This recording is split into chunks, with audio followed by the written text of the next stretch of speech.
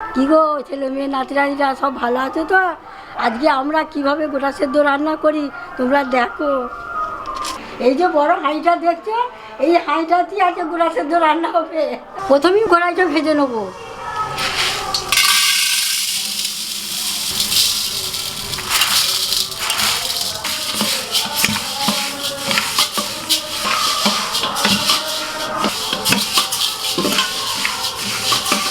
তোমাদেরকে আবার বলে দিই গোটা সেদ্ধয় কী কী দেওয়া হয়। আলু, বেগুন, রাঙা আলু, মটরশুঁটি, পুঁই ডাঁটা, পালং ডাঁটা আর শিম। আর মশলাপাতিটাও দেখিয়ে দিই। এটা মৌরি বাটা আর এটা আদা বাটা। লঙ্কা গুঁড়ো, হলুদ গুঁড়ো, নুন, তেল, শুকনো লঙ্কা, তেজপাতা, পাঁচফোড়ন, ব্যাস ওইগুলোই দিতে হয়, আর কিছু নয়। মুগ কড়াইটা অনেকক্ষণ ধরে নাড়াচাড়া করে নিয়েছি, সুন্দর একটা গন্ধ বেরিয়েছে। এবার জল ঢেলে দিচ্ছি।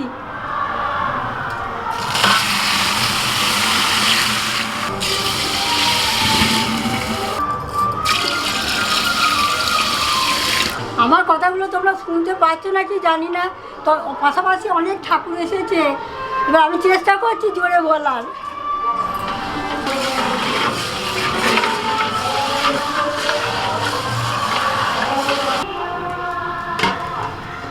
ঢাকা দিয়ে খানিকক্ষণ কড়াইটা সেদ্ধ হতে দিলাম।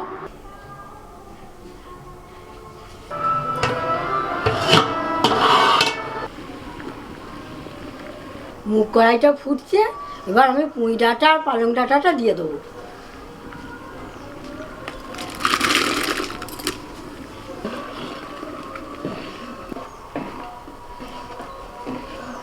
আলুগুলোও দিয়ে দিচ্ছি।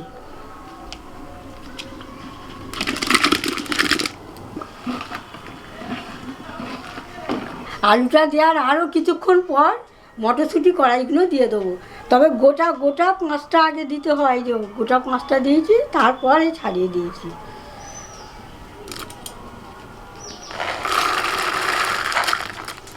এবার হলুদ দেবো,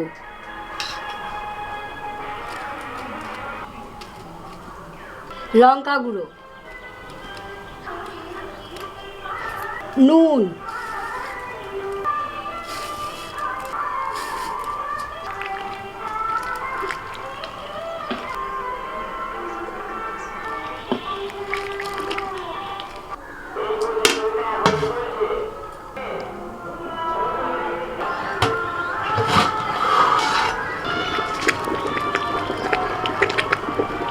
মুগ কড়াইটা ফুটছে, এবার রাঙা আলু দিয়ে দেবো।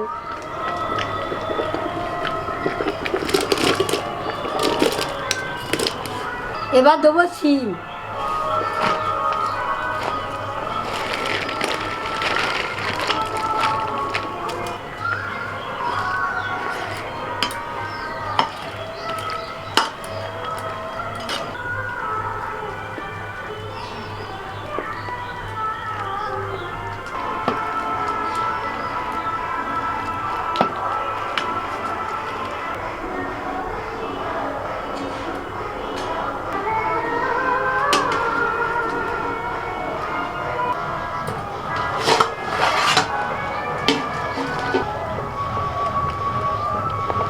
আনাজগুলো সব আধ সেদ্ধ হয়ে গেছে। মৌরি বাটা,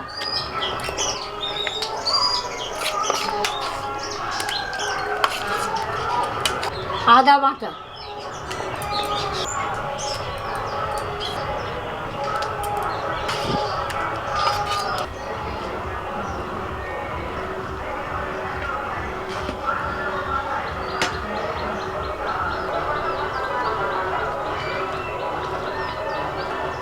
মশলাটা দিয়ে আরও কিছুক্ষণ ফুটিয়ে নিয়েছি।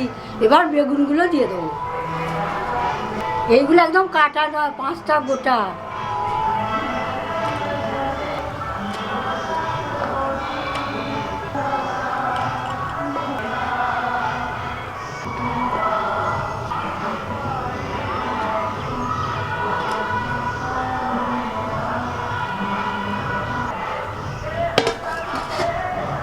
এখানে আরো বেগুন আছে, দিতে বাকি আছে। তোমরা তো দেখলে হাঁড়ি ভর্তি হয়ে গেল। আস্তে আস্তে কমে কমে যাবে, তারপর আবার দেবো। বাকি বেগুনগুলোও দিয়ে দিচ্ছি।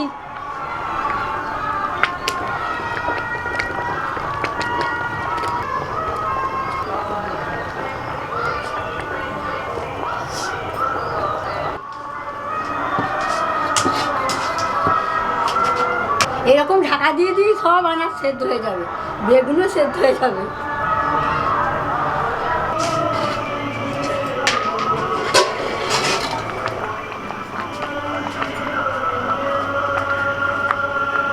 সব আনাজ সেদ্ধ হয়ে গেছে, এবার ফোড়ন দেবো।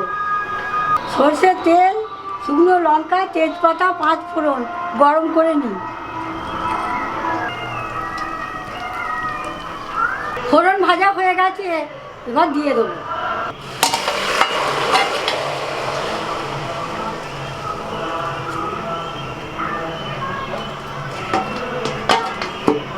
ফোড়নটা দেওয়ার সঙ্গে সঙ্গে ঢাকা দিয়ে দিতে হবে, নাহলে গন্ধটা উড়ে চলে যাবে।